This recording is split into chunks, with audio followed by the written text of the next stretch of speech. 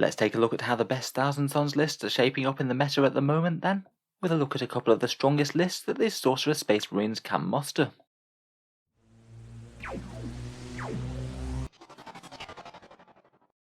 Hello and welcome back to Auspex Tactics, the strategy focused 40k channel, where today I thought we'd take a look at a couple of tournament topping lists for the Thousand Suns, and what combos and options seem strongest to win games. I must admit, since their codex dropped, Thousand Suns maybe haven't enjoyed quite as much of the limelight as some of the other codexes. They've got plenty of really quite cool tricks, but perhaps their unit profiles just aren't quite as all-round standout as some of the more recent 40k codexes. People are always keen to experiment with new books once they drop, and a few people have been seeing some decent success with Thousand Suns, including at least one grand tournament win, but they certainly haven't been stomping things flat like Drakari or Admech were. I feel they're an army that you really need to think through very carefully when playing.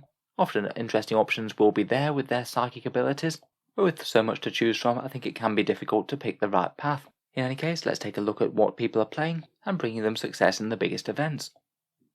So first up, perhaps the most prominent grand tournament performance for a Thousand Suns list is this Cult of Time list by Liam Hackett, first at the Normal Blokes Grand Tournament, and it's one of the guys from the Normal Blokes podcast himself, which I thoroughly recommend checking out.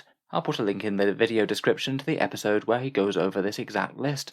I'll just be going over it in brief today, but if you want a deeper dive on how it plays and the actual matchups he faced, I really recommend checking that one out.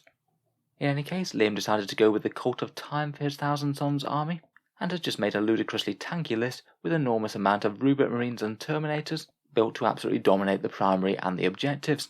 The list is a single Cult of Time battalion, Cult of Time giving you the powered Time Flux, which basically allows you to heal a model to a squad. Pretty nice just on Rubric Marines, but extra good on those Terminators. The core of the list is a massive amount of Rubric Marines, 4 units of 10 of them, all armed with Inferno bolt guns.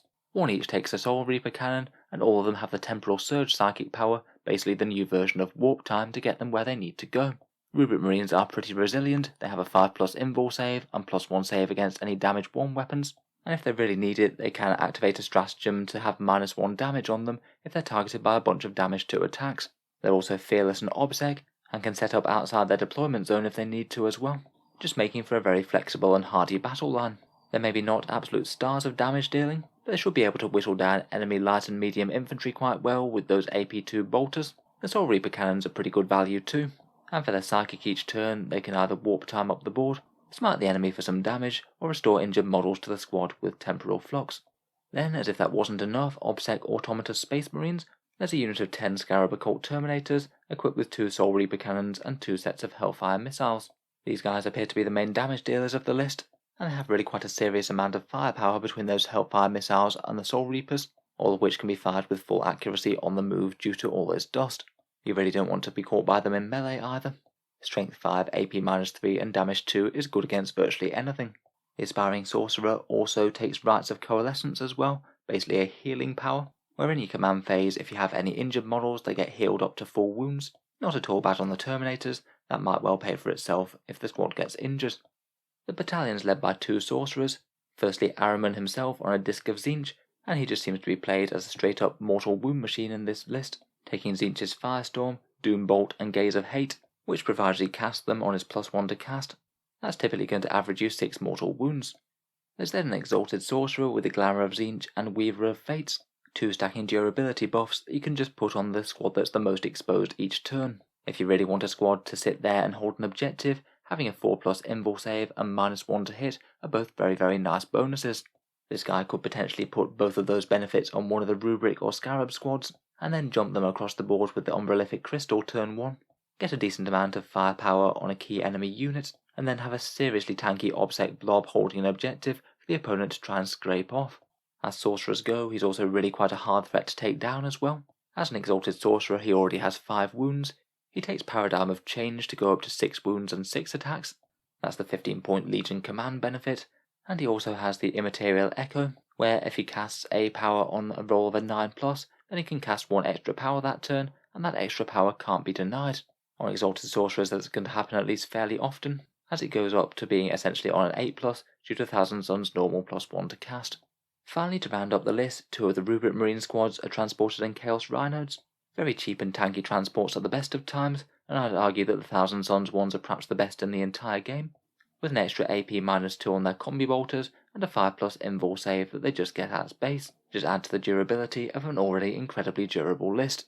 Overall, the list might not have the biggest amount of sheer damage output compared with some, but just focuses on putting absolutely crazy amount of durable OBSEC bodies on objectives, and you're really going to struggle to win the primary mission against these guys. If you do overexpose your units though, you could well have the most elite things blown away quite easily with a bunch of mortal wounds from psychic powers, and certainly the Terminators can pack an enormous punch too, maybe putting you in a difficult position as you try and down the squads as quickly and efficiently as possible, though that might expose some of your units to being hit in reprisal. Overall, really quite a cool list. Big congrats on winning the event, and certainly check out the podcast that I've linked below if you want more details.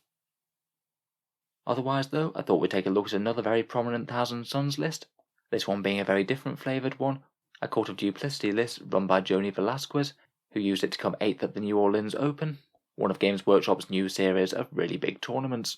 The Court of Duplicity I think is the other strongest cult right now, mainly for their great psychic power Sorcerer's Facade, which allows you to teleport your Thousand Sons units around the board. Pretty handy to get around their otherwise fairly slow movement. I do quite like their Warlord trait and relic too, but here they've been passed up for other options. Joni's list appears to be a bit more of a mixed one than the previous, a decent contingent of infantry and sorcerers, but really quite a big section of fire support vehicles as well. Again, the list is a single Court of Duplicity battalion, and it's led by a trio of sorcerers this time, an exalted sorcerer, an infernal master, and a regular sorcerer, with a whole bunch of varied psychic powers and buffs. The exalted one again takes the Glamour of Tzeentch and Weaver of Fates combo for a really durable unit, -1 to hit and a 4+ invul, and he takes the Warlord trait Seeker After Shadows to generate an extra Cabal point each turn, and gets more reliable psychic actions, which will make him very reliable indeed for going after something like Psychic Ritual. It's also fairly spectacular buffing the Dreadnoughts as well, as he also takes the Orrery relic that gives him a nice 6-inch aura that buffs nearby core units, which does include those scary Dreadnoughts, and they ignore any ballistic skill or wound roll modifiers, but also quite importantly ignore anything that reduces the damage of their attacks, which can be a bit of a problem for Volkite Contemptors with their damage of 2. Next up we have an Infernal Master with Presage for +1 to hit with the psychic power, and then he also has Glimpse of Eternity or Malefic Maelstrom to either generate a reroll or soup up some Warp Flamers. He takes the Umbralific Crystal, allowing him a teleport strike with the Rubric Marines with the Warp Flamers if he wants to, where he could make a bunch of Warp Flamers into Strength 6, or just soup up some of the strength of the heavy weapons in one of the nearby gun castle units. Finally, there's a regular sorcerer who takes Tzeentch's Firestorm and Doombolt, so again it's a bit of a mortal wound machine, should hopefully spit out 4 or 5 mortal wounds whenever he's in range. For the infantry, we have that one unit of 5 Rubric Marines with the Warp Flamers. Their Pyric Flux can give them +1 strength all by themselves, so they'll be hitting pretty hard no matter what they fire at, and they seem like one of the units that would most like being gated around the board either with the Duplicity power or with the Umbralific Crystal.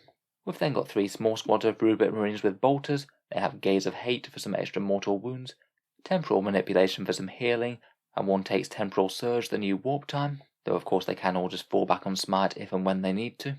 Then there's 2 small units of Scarab Occult Terminators, both of which take the Hellfire missiles. One again has Temporal Surge for some warp timing, and one has Twist of Fate to remove some enemy invuls, which could be absolutely key when they charge in with some high AP Capeshes.